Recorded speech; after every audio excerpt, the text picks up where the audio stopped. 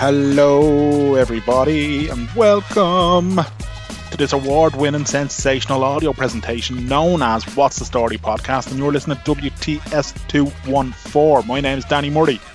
And I'm Graham Merrigan. Alright, Graham Merrigan, how are you? Good, how are you, Danny? Yeah man, I'm good. I'm content, shall we say. Content is. Yeah. I've often used the phrase content when someone would ask me how are you, and then some people would say that's not very positive. I think it's quite positive. I think content is like, it's a nice feeling of you're settled and everything is going just, at a nice pace, ticking over, and you're very comfortable with how things are. Yeah, I agree. Excellent, my man. Excellent. Yeah, we have a good podcast this week, but before we jump into it, let's give a little bit of what it is, I suppose. So, friend of the show, John Blake, got in touch with you off the back of a charity challenge that he had a major role in. Well, I suppose he came up with it, didn't he? Yeah, he came up with it, yeah, definitely. It's all John. And it is in aid of a charity that's very near and dear to us, the Amazing Suicide Survive, and a great idea. Essentially getting a group of people, 20 for 20 challenge, 20,000 kilometers, and raise a load of money, and everybody gets involved. Perfect. Great. Sign me up, said a load of people. Not me, because, you can't do kilometers while eating spice bags. So, but at the same time. Are they eating ice cream? Yeah. But just a wonderful idea. So two of the people who are involved, that Eamonn and Mary, are going to be with us in a couple of minutes, and they'll be telling their story and saying a little bit about how things have got on and one thing and the other, and well worth a listen. But I suppose one of the things about Suicide Survive that we should definitely give a little nod to, another friend of the show, John Ross Krangle, recently completed I don't actually know, it was just a pitch and putt challenge where he played like a ridiculous amount of pitch and putt in one day. I can't remember what he called the challenge, but I think he played 18 rounds I can't remember. I'm doing him a disservice here. But whatever amount of rounds he played, all in one day in Loughnane pitch and putt. So he kept it local, amazing. And he raised over $7 fucking grand. Unreal. And great awareness for the pitch and putt club as well. So sign up to the pitch and putt club. Do, and then donate to Suicide Survive as well. But JR, if you're listening, mate, fair play to you. You're a credit to the borough. You always have been. You always will be. Keep on keeping on, JR. Indeed. And then I need to give a little shout out then. So, listeners to the show, this is a little bit different. We don't normally do this kind of thing. But Dec and Michelle, who listen to the show, are expecting their first. And just want to wish them well as they embark on sleepless nights. First voice background. All right, that's what I thought. Yeah. No, their first pitter-patter of feet running around the gaff. Very good. Who are Dec and Michelle? Listen to the show, Graham. Okay, do I know them? No. Very good. Congratulations, Dec and Michelle. Thanks for listening. Yeah, Is this the first What's the Story baby? Oh no, Lindsay's is. Lindsay's is definitely, because she had to leave the show in order to have the baby. And as we know, that led to all sort of legal difficulty, and Lindsay hasn't been back as a result, and we can say no more. I think Lindsay's doing 20 for 20. Legally, I'm not allowed to talk about Lindsay Doyle anymore. That's fair enough. Because there was some unpleasantness, and I may have started a rumour that she was, dead. But it wasn't. She just left the podcast, which for me is the equivalent of passing away. But anyway, look, Dec, Michelle, congratulations. Wish you all the best with it. We'll organise a What's the Story baby grow or whatever merchandise Mero has in his attic. I have none. Don't be saying that, Grant. You definitely have merchandise in the attic. But yeah, I don't know. Other than that, man, the only thing I can think about we're talking about is throwing tin soup at people. Oh my God. That just clicked on you, did it? What? Your brother sent it to me. Oh, did he? Okay, yeah. Donald Trump comparing bricks to tins of soup. And saying how bricks are too heavy and you can't throw them, but a tin of soup, it's perfect. It's as if it's being made to be thrown at people. Like, what is going on? Like, what is actually going on with the world? Oh man, we're living in a fucking parody. We really are, like. And in the same week, Shamrock Rovers draw AC Milan in the next round of the Europa League. As we put the omen out there, that would be the ideal thing to happen when we are speaking to the wonderful Phil O'Connor, or Philip O'Connor, I should say. He has a thing about nicknames, so I feel like I should address him by his proper title. Big Phil. See, you're just saying, nah, I'm sticking to my way. Yeah, exactly. But yeah, fucking Trump. I think he's going to get in, though. I think he's going to win again. I don't know, man. It's gonna be very. I think we should, right? We should do a podcast closer to the time, but not like politics. We should get like, we'll figure out some way of doing it that like we can still, be light and entertaining and not too serious and filling the world with dread, but also alerting the people to the fact that there's a good chance the world will end within the next 4 years. Like, and now because they've brokered deals with Israel and the UAE, like that will appeal to a lot of Jewish voters in America. Like, yeah, I don't know. The Israel thing kind of. I don't know enough about it to have any sort of opinion, and I don't have enough skin in the game, for want of a better expression. Sorry to the Jewish people out there being circumcised.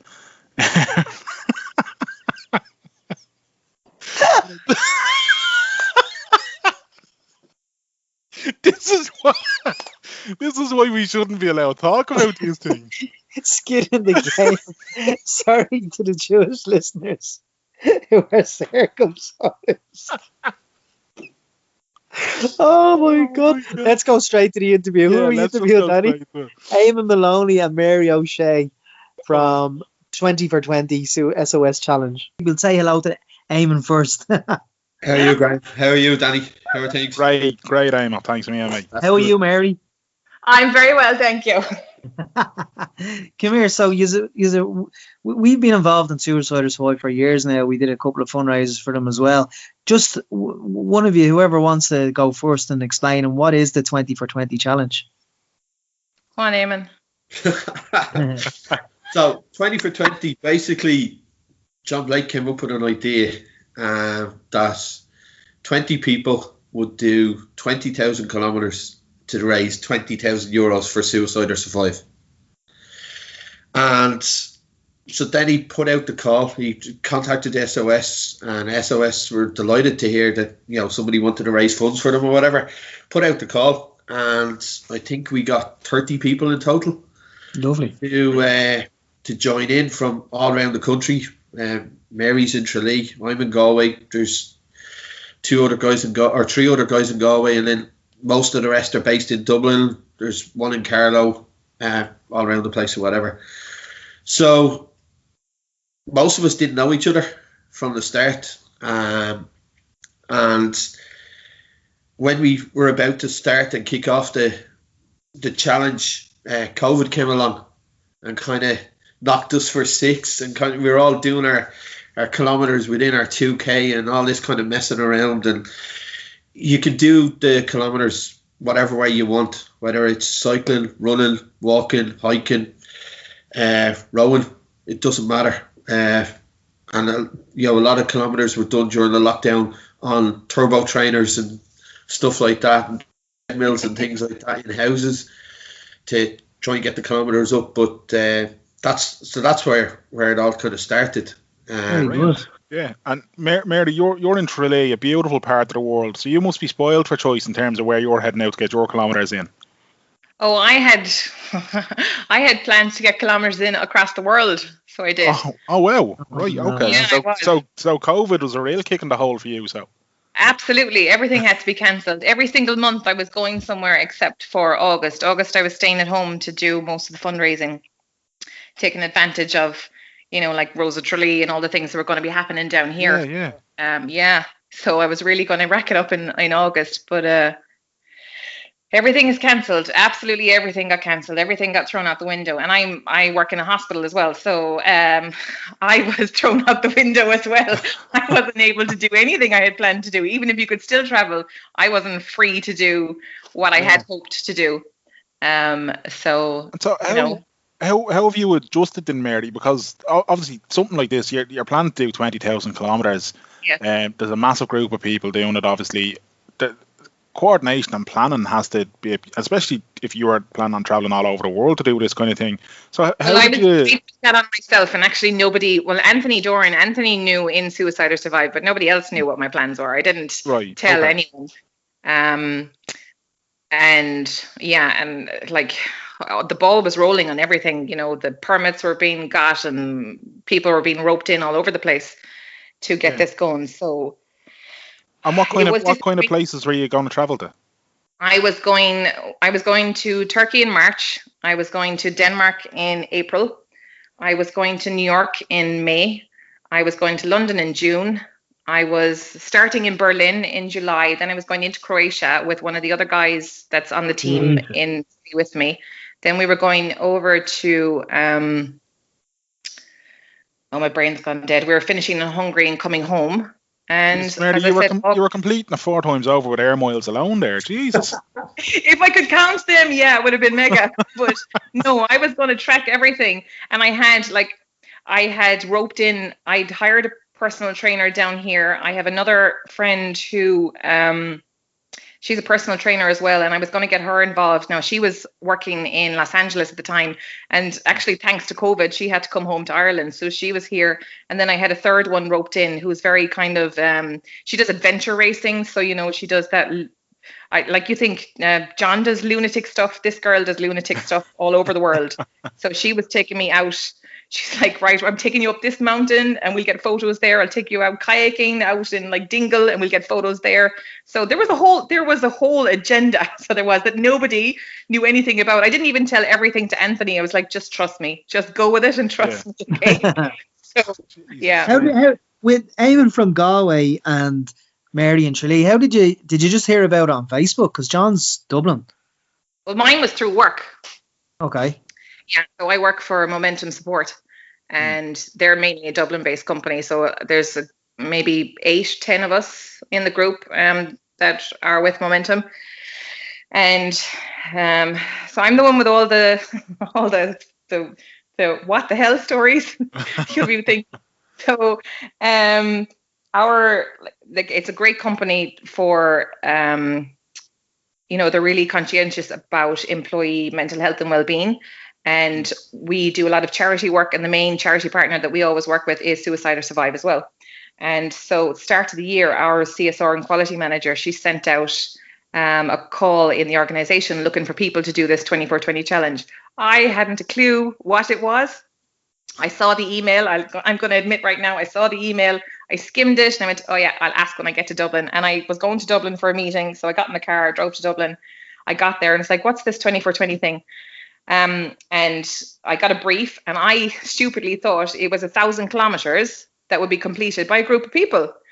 And so I came back and said, that's no problem. I'll take that back I'm in University Hospital Kerry. I said, I'll take that back to the guys on site here. And no problem. I know, because the staff are really good at helping me. Like we do the appeals at Christmas time and things like that for the Simon community, and they always help. And I came back to Tralee, and then they said, no, look, you have to do the 1,000 kilometers yourself individually. And everyone then started going, I don't know, that's a lot. And I just thought, you know what? I'll do it myself. It's grand. Fuck it, I'll do it. So, well, it's fine. I have loads of free time. Always read the small print, Mary. Merlo and his legal team can attest to that. I had a fractured toe and I had a torn knee. Jesus. And I was thinking, okay. So, Eamonn, no pressure then. I hope your story's as good as that. Yeah.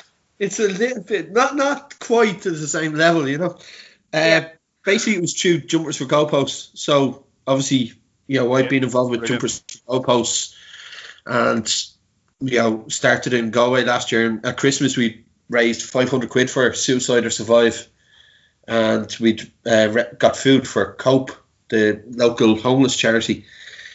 And next thing, 20 came up in my Twitter feed, I think, and I was like, what's that?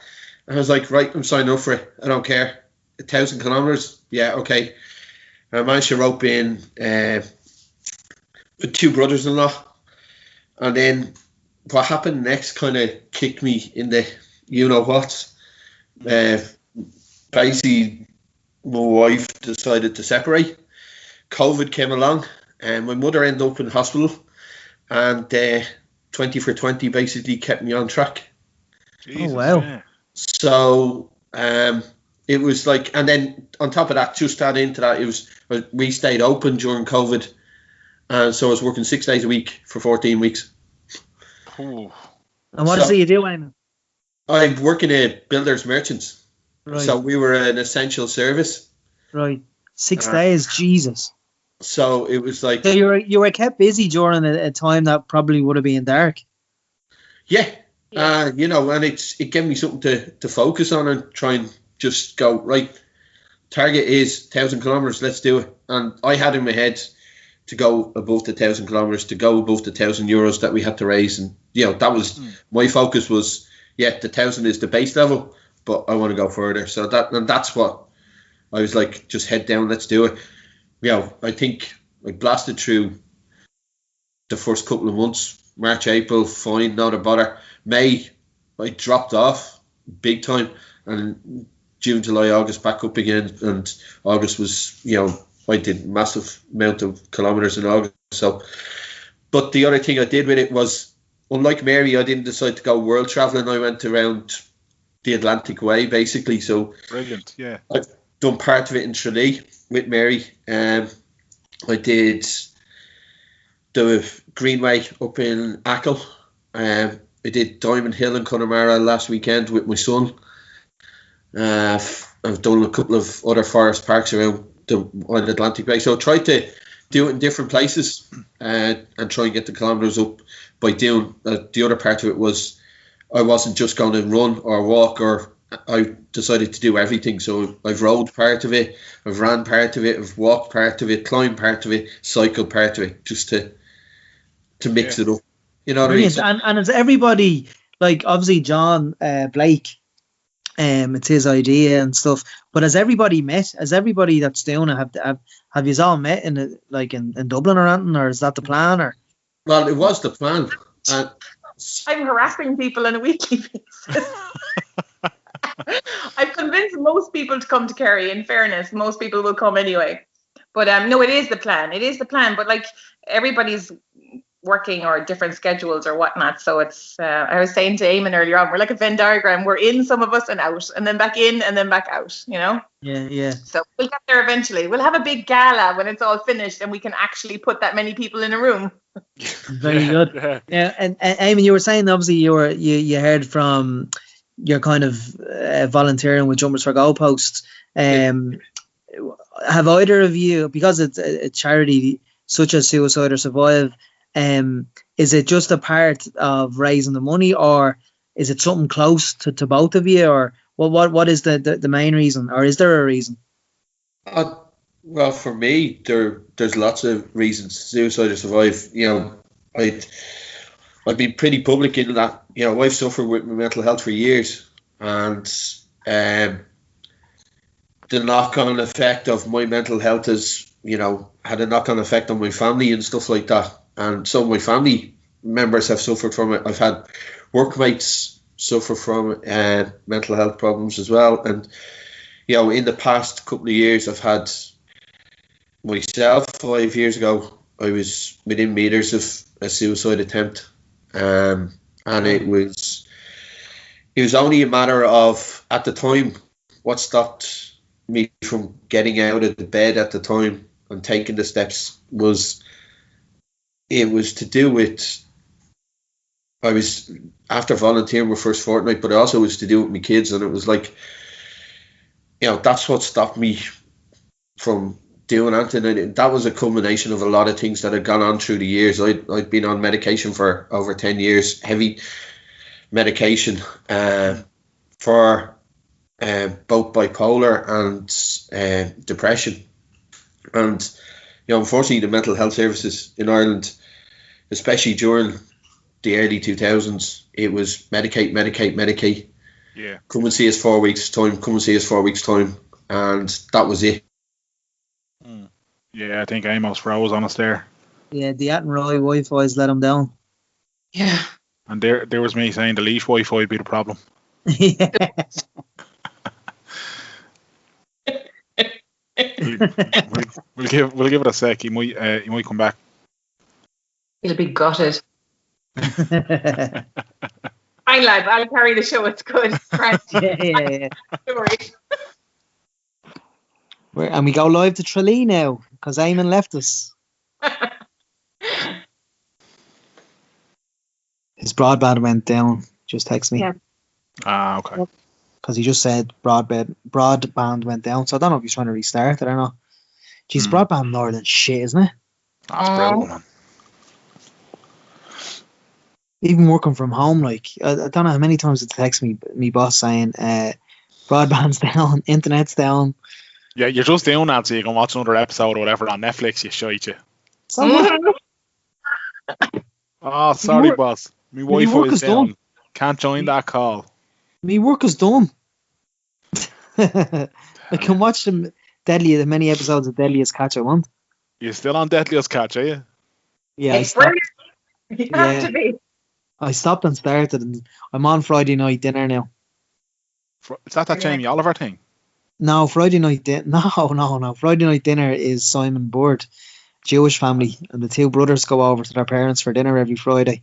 All right. It's a 23 minute like comedy. It's only 6 episodes a season. Okay. It's on Channel 4. Never heard of it. It's fucking class. Simon Bird from The Inbetweeners. Yeah. Okay. Yeah, it's very good. The dad is fucking hilarious.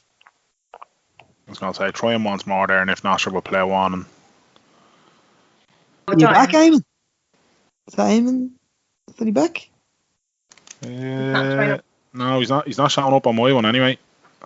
Sure, look, we'll keep an eye. We'll try to get him back on. But Mary, for you, then you were mentioning that kind of you came to this through work and kind of the various things. So, have you done stuff for SOS before, or have you been involved in any other fundraising efforts before? Or nothing. Never heard of them before in my life. Honestly. Deadly. So that's all we have time for tonight, and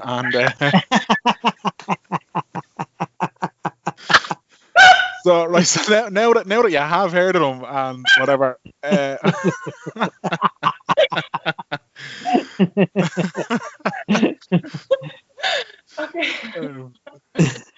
So what, have you learned much about them in your time fundraising?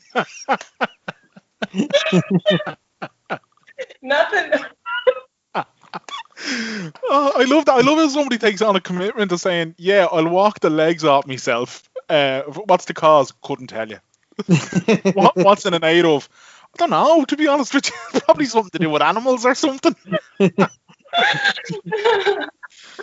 Oh, brilliant. So how far? Right. So it's you started this back in, was it March? Was it before March? You kicked off. It was supposed to be the start of March up to. I think initially it was going to end on the 10th of September. 10th of September is suicide awareness. Suicide awareness day. Yeah. Yeah. How many kilometers have you done so far? I've 99. No, actually, hang on. I've about 95 kilometers left. Obviously, I didn't get to walk in this evening. And have you? Seriously. And I didn't Okay, so once coronavirus started, and obviously being in the hospital, I was working 7 days, every bloody day, morning and night. You know what I mean? So, and I remember about a month in maybe or so, I texted John one evening and I said, look, I don't know what I'm going to be able to do anymore. We have a great WhatsApp group that we have going that we're on all the time, every day. You know, it's like jokes or supporting each other. I say, we've definitely become this kind of dysfunctional family. We know far too much about each other. I know everyone's kids. We're raising each other now at this point. Who's doing what? But it's brilliant. So it is. And it was great for everyone through the whole of it. Now, I had to, and I said it to John, I was like, look, I'm muting these notifications. I don't have time to breathe. I definitely can't be walking around with my phones all the time looking at notifications coming through. And I don't know what's going to happen. I don't know what I'm going to be able to do. I already know all of the plans I had are starting to cancel. I mean, we never foresaw it was going to go on for as long as it was going to go on for. I thought once the first thing cancelled, it won't be that bad. it wasn't a pandemic yet, you know. Yeah. It was the flu at that point, I think. And he was great. He said, look, sorry, my dog, there's somebody outside. That's all right. What's his name? What is it? What's their name? Girl, Angel. Angel. What type of dog is it? She's half a pit bull, half a Dogo Argentina. Now, that's a bit like your ex, isn't it?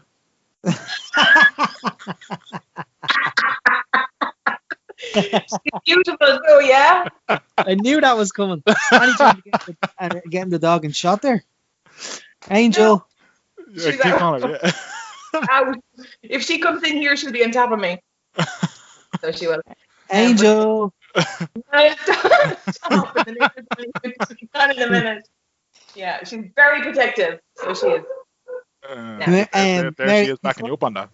Before Eamonn got cut off by the Athenry broadband, he was telling us about his struggles, I suppose, with bipolar and depression in the past, and it's kind of pushed him to try and help suicide or survive. Has that ever happened to you in the past, or are you just helping because you're just a really good citizen? Complete altruism here. No, I've never been at the point where I've contemplated suicide. My brother took his life. My brother took his life 12 years ago. Yeah, 12 years ago on his birthday, on his 23rd birthday.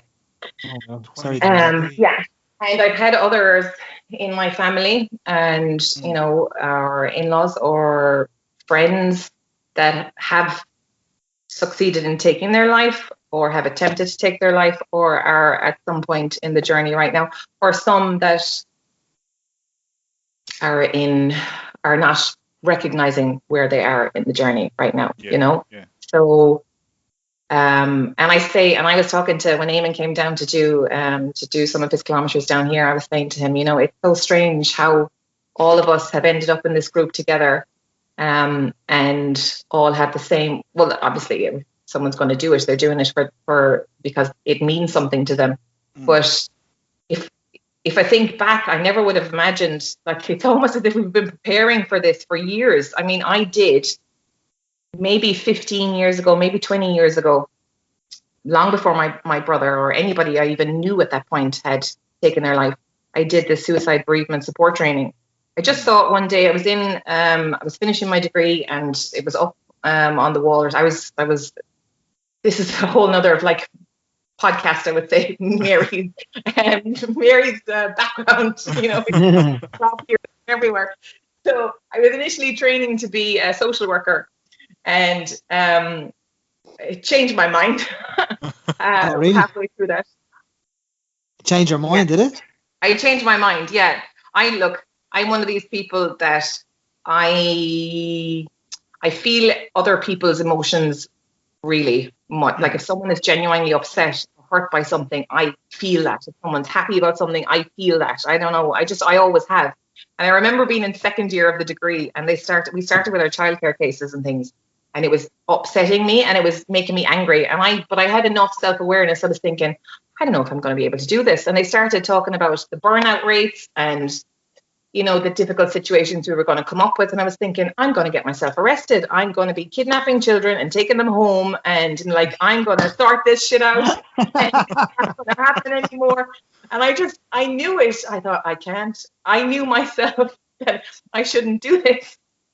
But I never quit anything. So I don't. Never. Even when I should, I don't freaking quit. So I finished the degree. And we're going off on another tangent here. But anyway, finished the degree, and I'd always wanted to be a lawyer.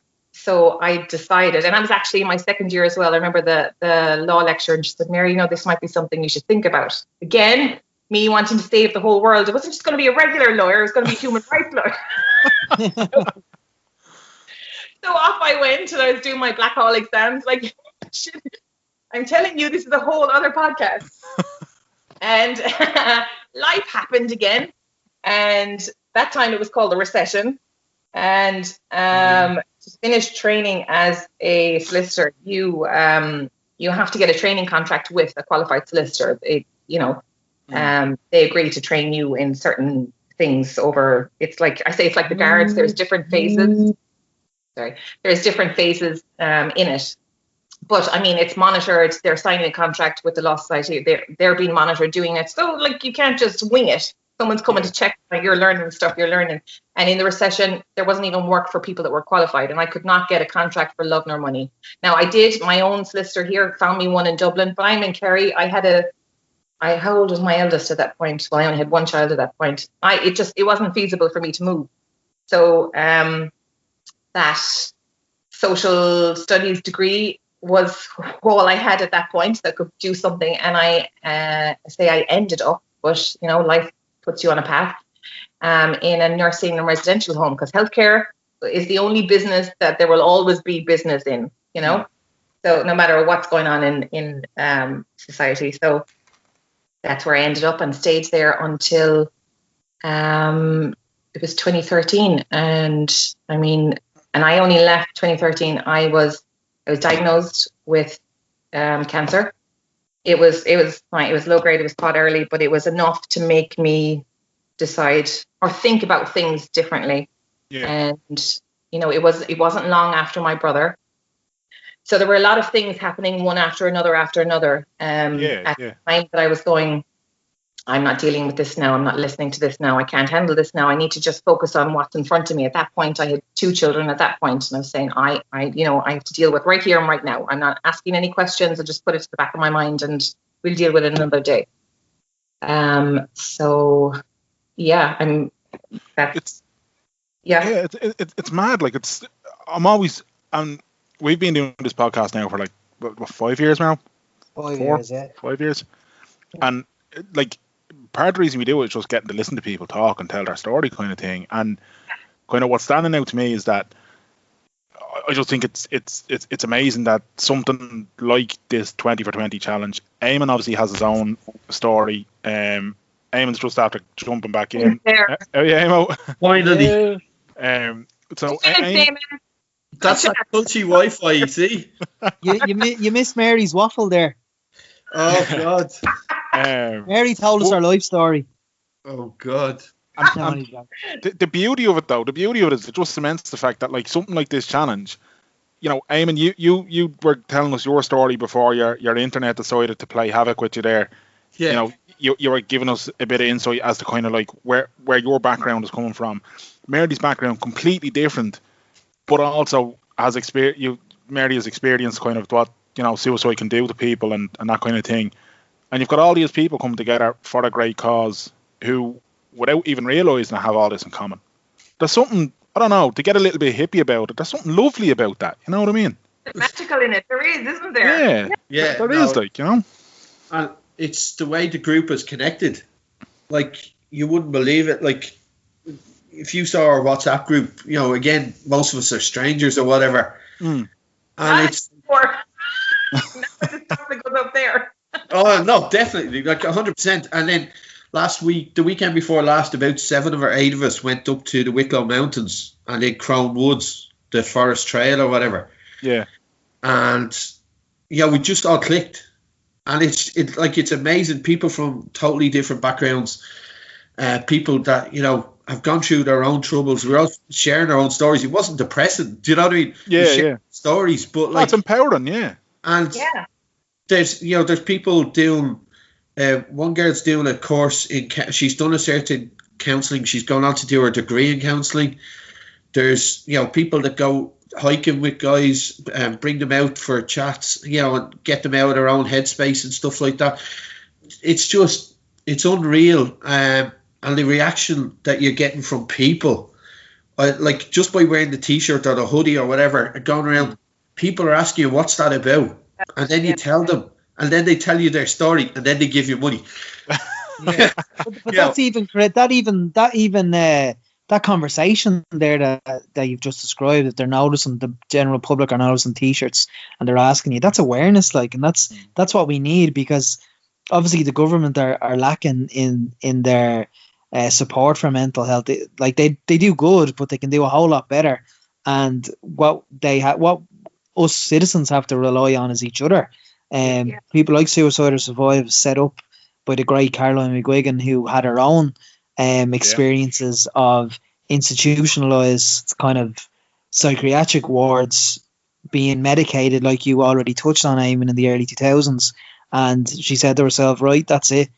We can't be medicating this. There has to be a way around it. So, I mean, I know from the courses I've done with Suicide Survivor, where if I met strangers and told them about it, at the start of the conversation, they didn't know about Suicide or Survive, but by the end of it, they're signing up for courses. Do you know what I mean? I it's love a brilliant thing they're doing.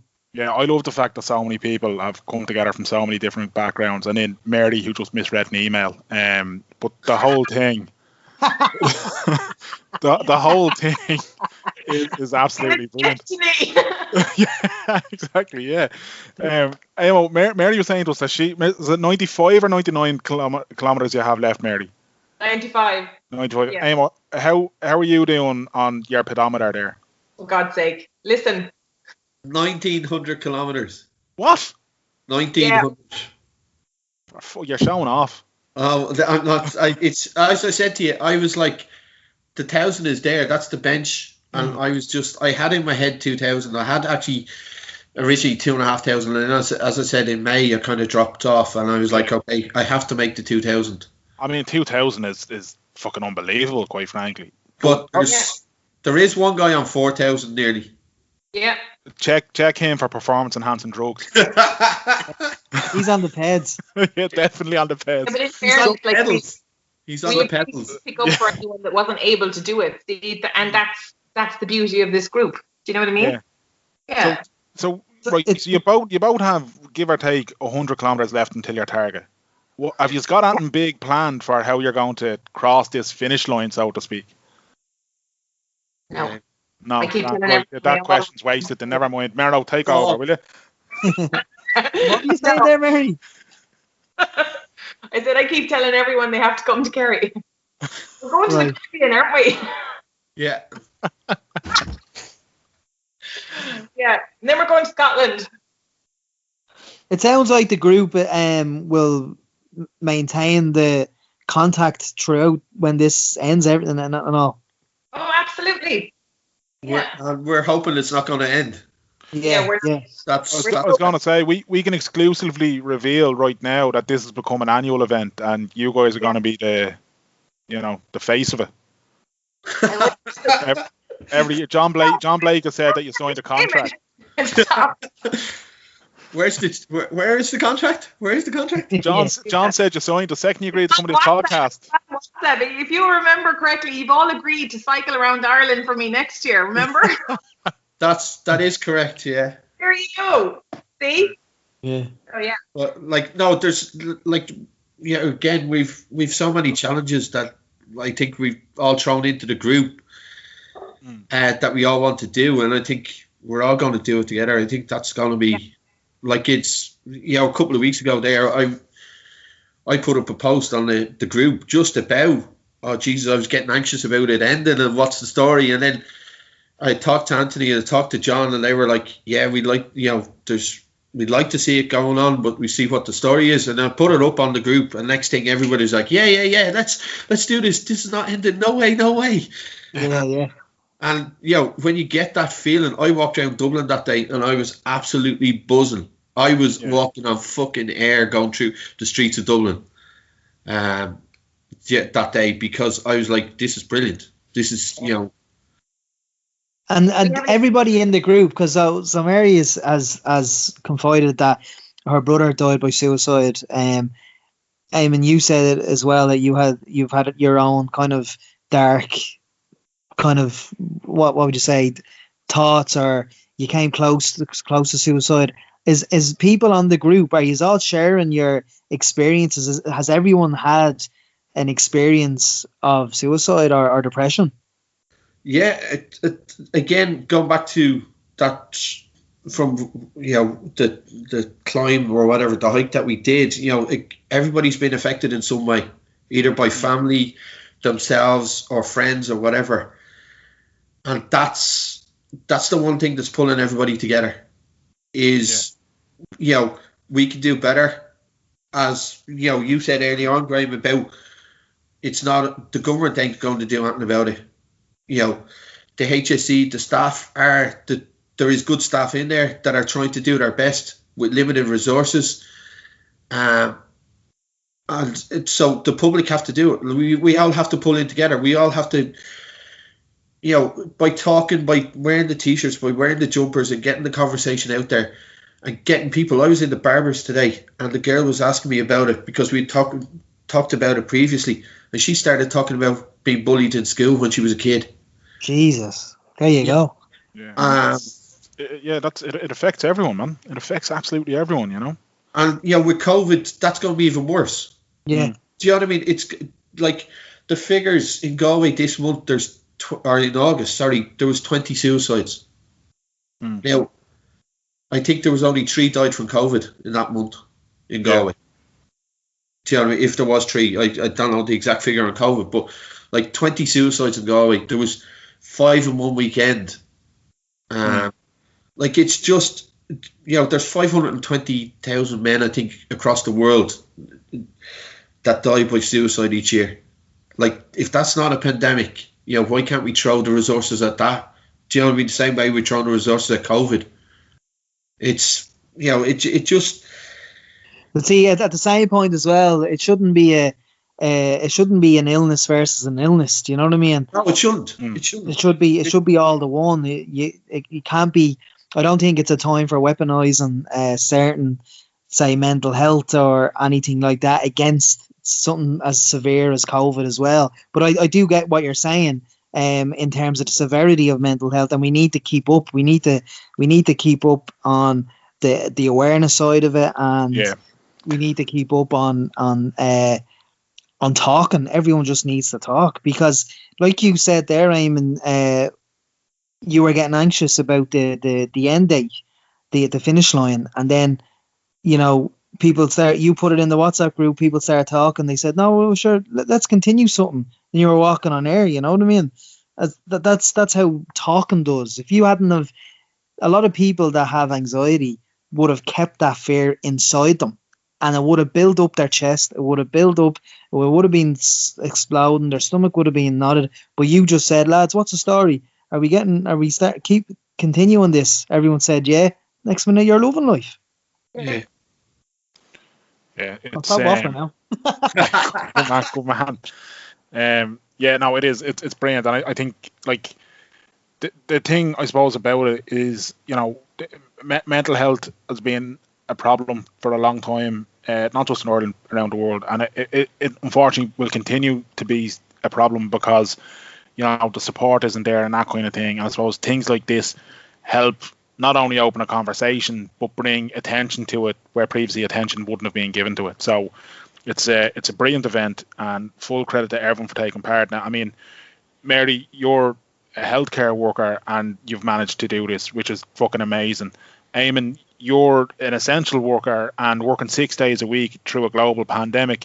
You managed to not just rack up 1,000, you're racking up fucking 2,000, which, to be honest, is beyond amazing. Like, genuinely, the two of you have done fucking amazing with this.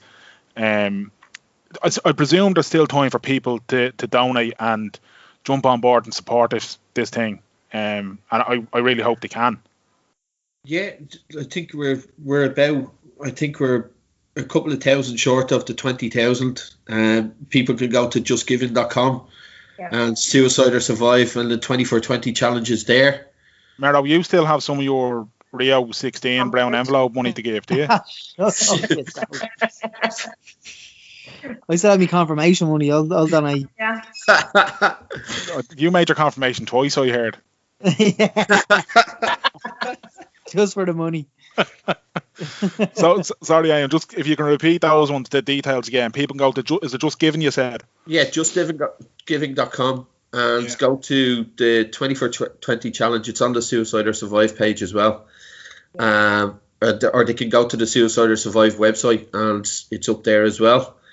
The details are there, and we eclipsed the 20,000 kilometers as a group by the end of July, which is just phenomenal to think that we did it. we just need to make sure we make our money target now. That's the most important thing, because, you know, the services, as you said earlier on, the services that Suicide or Survive provide across the country is helping so many people. It's, you know, and it's helping not just the people themselves who are affected. It's the families, the workplaces, their mates, all that kind of stuff. That's the work that they do, and that's why, you know, I rode in behind it, and, you know, because Suicide or Survive, it's an amazing charity, and they're a great group of people, as you all know. Absolutely, yeah. I think lads, that you should definitely plan some sort of ceremonial crossing the line thing. Well, Mary has it planned already. We get on that. Don't worry. Once we're finished here now, we'll be on the group chat. That's it. I want almost a parade. I want ticker tape, fanfare, balloons. I'd say Graham Merrigan will cover all the costs. So whatever you need. Are you just going to come down and do a live podcast for it, yeah? You might do, yeah. So long as there's no travel restrictions and Laois doesn't go into lockdown again, I'll go anywhere. Danny wants to do like a Rose of Tralee thing in Tralee. Oh, listen, if we could do a Rose of Tralee type thing, man, I'd be all over it. All over it. Oh, any excuse to get out of Laois. That could be. I'm sure Mary can arrange that. That shouldn't be a problem. Like, not a problem. Leave it with me. Sort it out. Mary's the party planner of the group. Yeah. So I've a goona in the wardrobe waiting, Mary. Don't let me down.